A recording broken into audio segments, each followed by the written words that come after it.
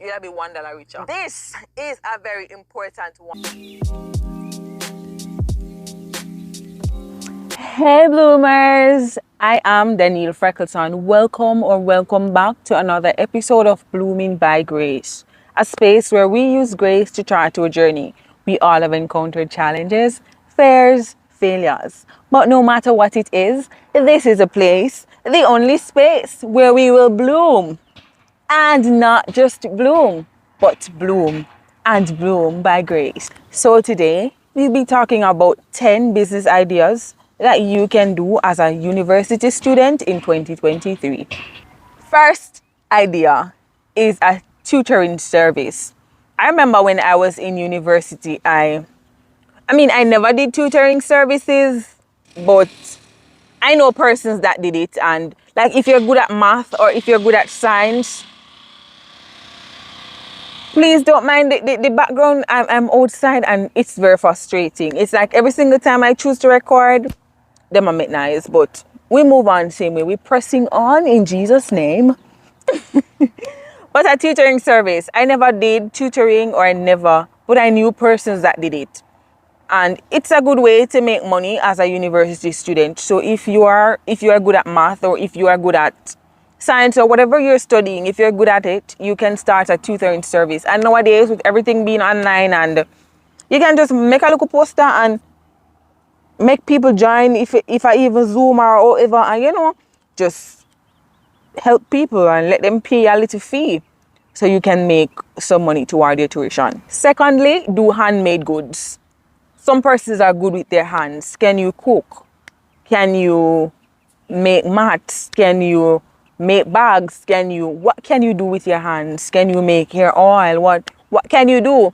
Make something. Can you make pudding? Can you make gizadas? What can you make? Can you make jops?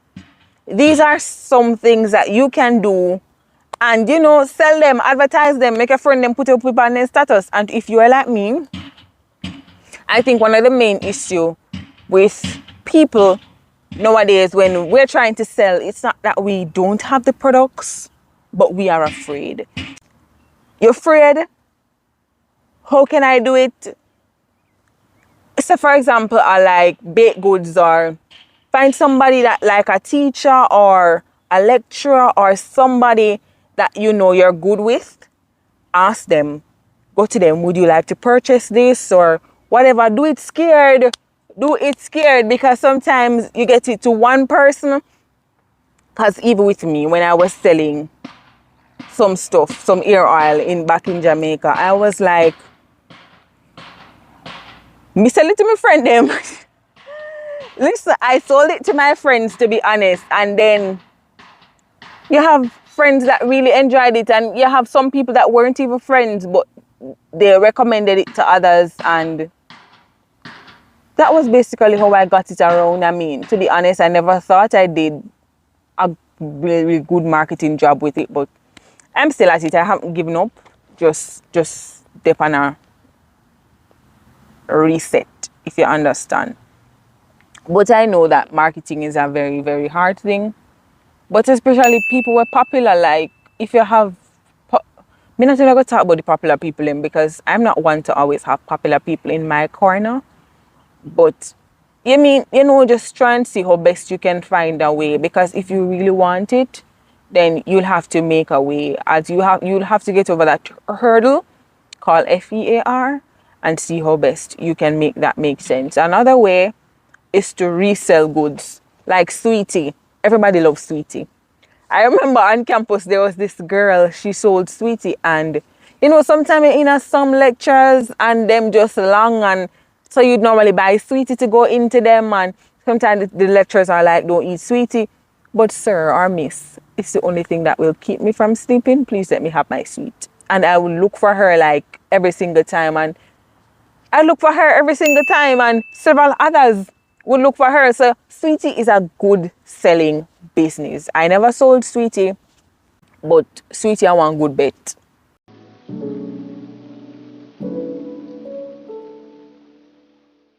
Sweetie office sale.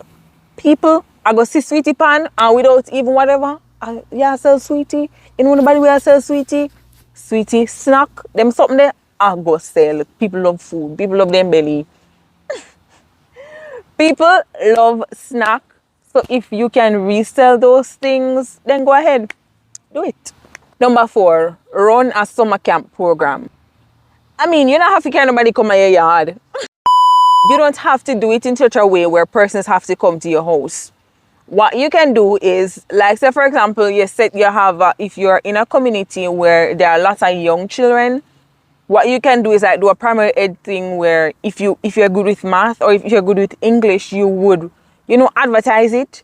And so the parents would, like say for example, you have a spare room in your house, or if it's even outside, children don't mind. Get a little whiteboard, put up the whiteboard, write on the whiteboard, this is the topic for today. Just do a little summer school with them, and the parents pay you a particular amount, whatever you want to call it. And so like every day for the week, for the whole summer. So that they don't have to stay over anything, just a way how you can, just get them together, gather them in the community and teach them, especially if you have good name in your community, or especially if you're known as bright in your community, or whatever the case may be. Or even if you're afraid to do that, you can partner with a friend. If you're in a community that you don't really know anybody, you can partner with a friend that knows people in their community. Together you can have a partnership and you can do things with your friend. Got your friend, yeah, the two, get the children together on weekdays during the summer, like for a month or so, charge a particular fee for the week that would be affordable, and just do it, make some money. Number 5, I had to put it in the middle. Summer work and travel. That's a very, very, very, very good idea or investment idea. I don't think it's a business idea, but it came to mind to share it, and I must share it. If you are in university and you're thinking about what you can do in the summer, again, this is not one of the business ideas, but you can invest in summer work and travel. It's a very opportunity. I mean, of course, it's a hit or miss, but most people hit. Most people hit. So, that was just a disclaimer right there. Tip number 5, offer technical services. What are you good with? Are you good with writing essays? Are you good with writing blogs? Are you good with writing content ideas? Whatever service you can offer. Installation services, digital marketing. What are you good with? Are you good with accounts? Can you do accounts? And whatever service you can offer. Put like a little package together. I mean, for me, when I was in university, I never really charged. I would write essay for people, but I never really charged. Not because I never wanted the money, but because I understood that many people in a university, like, them just a struggle. And so I never really bothered with it. I just really did it for people, if you understand. Like probably 1 or 2 people that would need my assistance, I would help them. But if that's what you can do and you desire to charge, then it's a good way to make money. Because especially with resume writing and content creation, especially for some old people that them not really know how to use whatever. Sometimes persons are willing to give you a little money in order to do certain things for them. So just do it as a service and see how you can make. If you only make $100, 100 Jamaican dollars, or 100 whatever money in your country, if you make $1, then you would have made some amount of money. You would have made some amount of progress. You'd have be $1 richer. This is a very important one. Food delivery services.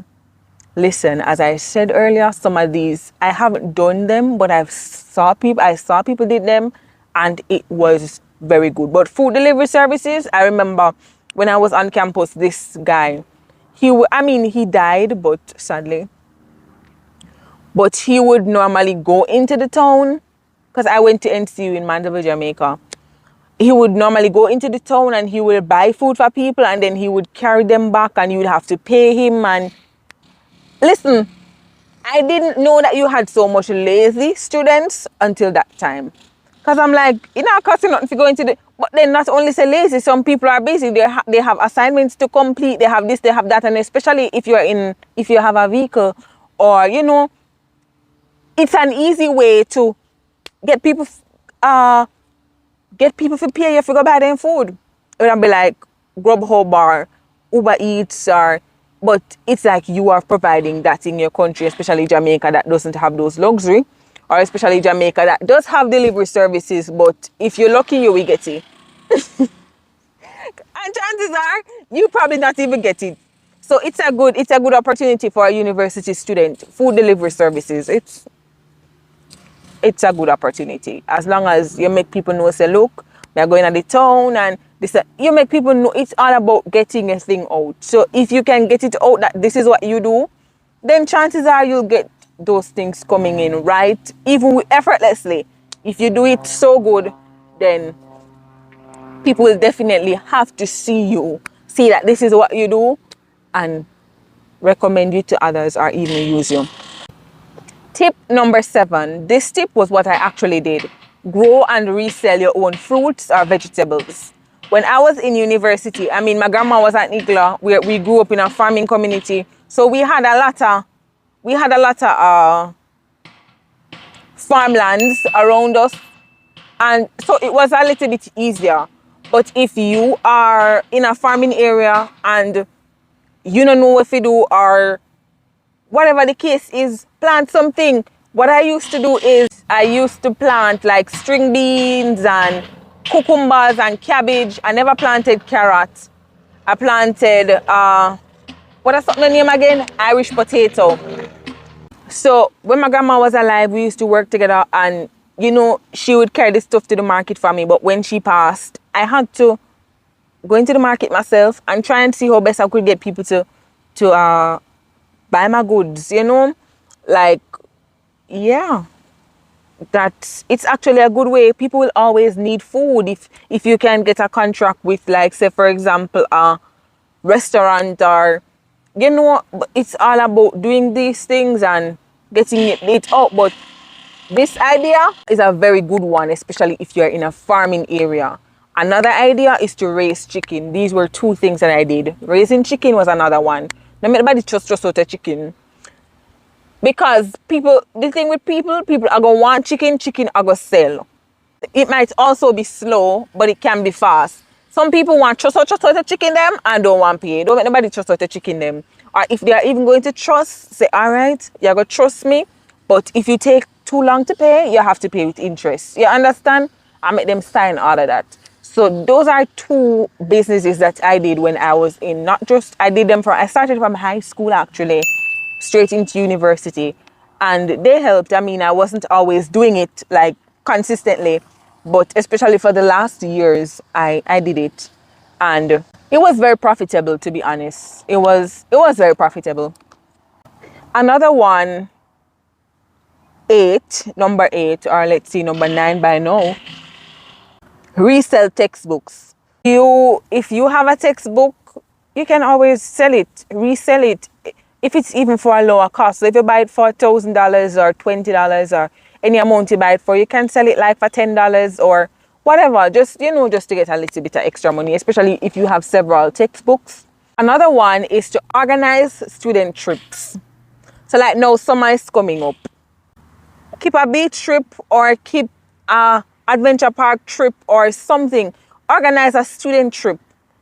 Charge a particular amount of money where you know that, okay, at the end of the day, I can make a profit. So say, for example, the busman say $30,000, go and bring your gunny grill, or $30,000, or say for example, America, $500 for the bus to go to, just for example's sake, to go to Disney World or wherever.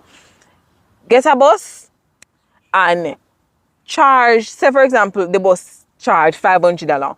If you get 10 people paying $500, you pay off the bus. You don't want 10 people. You want to say, okay, if I get 20 people, I can pay off the bus with 10 people and get a little extra. That's another good way to make money in university. Organize student trips.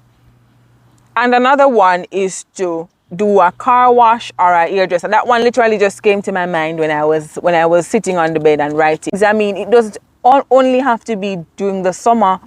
It can also be when you're like on weekends or when you're free or when you would have finished all of the assignments. Some of us as university students, we spend too much time doing nothing. We spend too much time on social media. We spend too much time chatting. We spend too much time doing all the unnecessary stuff when we could have actually used some of that time to figure out how we can make some money. Yeah. This is a year that, the information is out there, people. I am not a financial advisor. I am by no means rich. But you know, these were just some things that I read. These were some things that I did. And these were some things that I know that other people would have done. And I just said, okay, why not just share it with this community? This is by no means any financial advice. So if you would have found it helpful, then go and do your own research to see how best I can do this or whatever I can do to see how best you can make some money in university. If you're even an adult and these are things that you know you'd be interested in, then why not? Do your research, go ahead and maximize it. You have to be, this is an era that we're living in where you have to try and see how best you can make money. And it's not always about, you know, nowadays persons are like stocks and if you're like me, and you don't understand these things, listen, some of these things you have to, not some, these things you have to understand them. And I mean, yes, they can be profitable. Investment is a risk. Whatever you invest in, it's a risk.